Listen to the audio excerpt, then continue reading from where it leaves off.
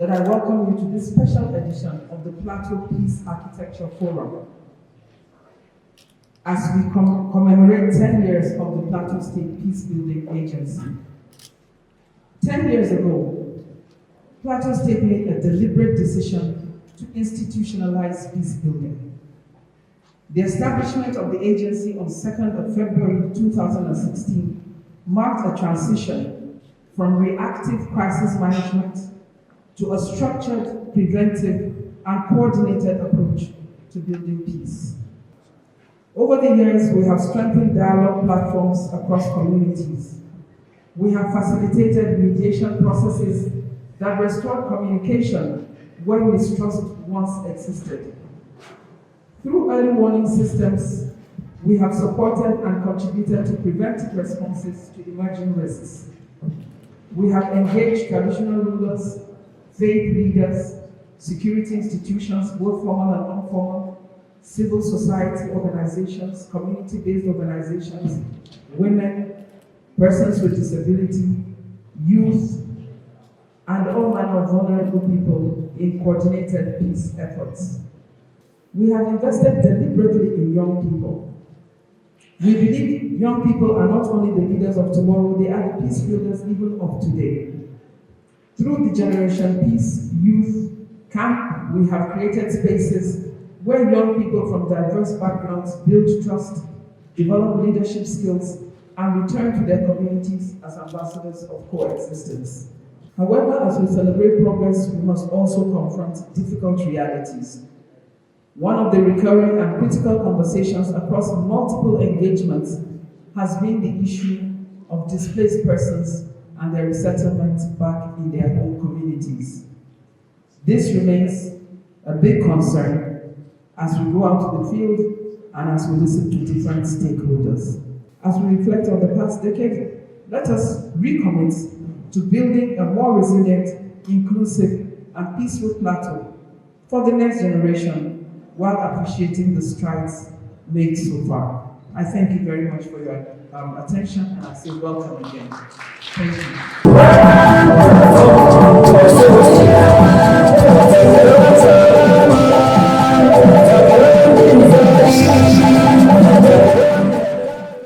In 2016, there was a vision, and that vision was simply about how to put in place durable institutions for peace building.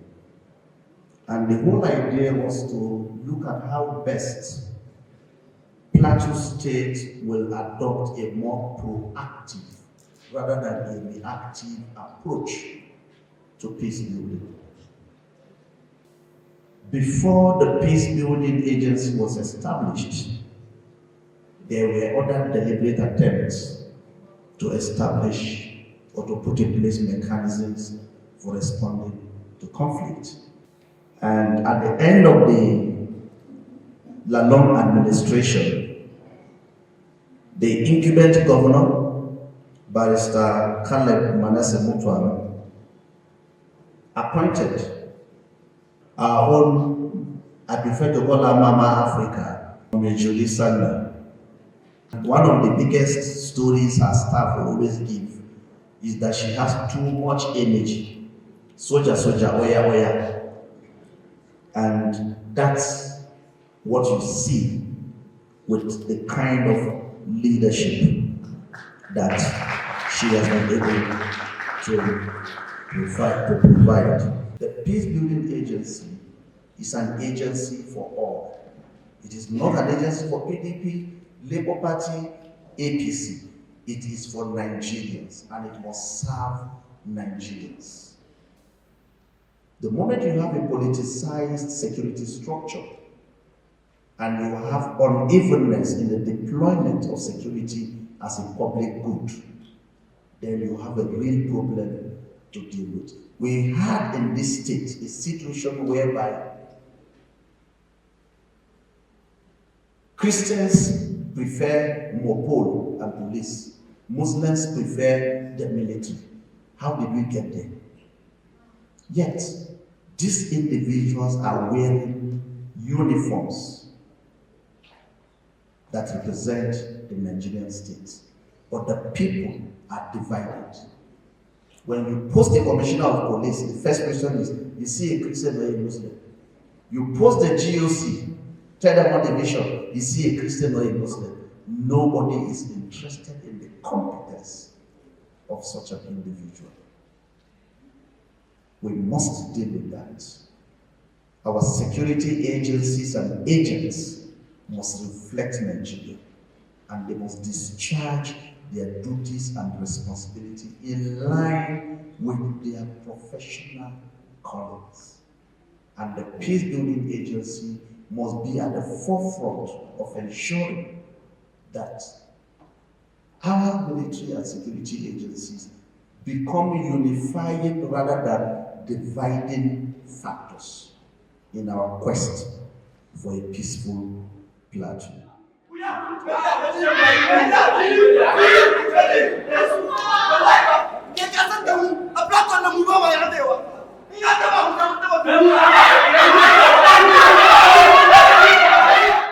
Ten years ago, Plateau State took a bold and visionary step by institutionalizing peace building through the establishment of the Plateau State Peace Building Agency.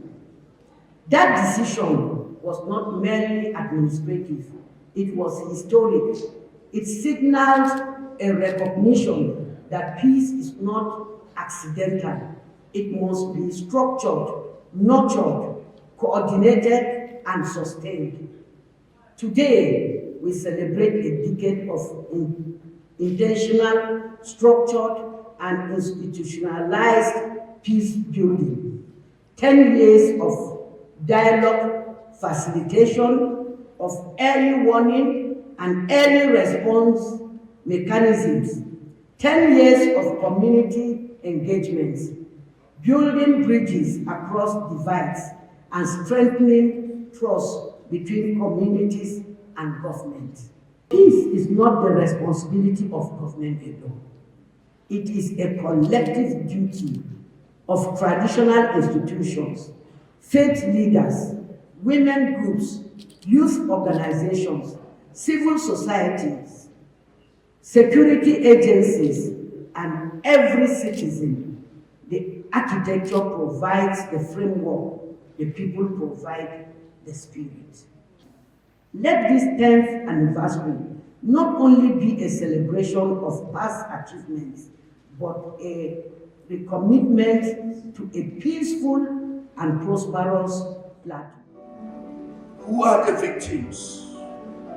The victims are not just those who died. The victims are those who are left alive and forever deprived from the songs they were to sing, from the books they were to write, and from the solutions in science and tech and leadership they were to bring to our world, to our state, to our generation. Professor Sue is never Muslim or Christian. She's not an African, but today her solution has touched the world. In the same way, the Plateau can also touch the world.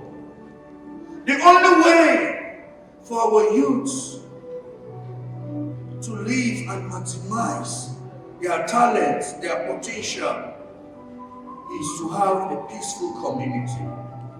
I want to thank the DG and all the staff of the Peace Building Agency. Please, ladies and gentlemen, can we give them a round of applause? May the next decade be more impactful, more inclusive, and more informative. Thank you, and let's continue to build peace together. Thank you, and God bless. Peace.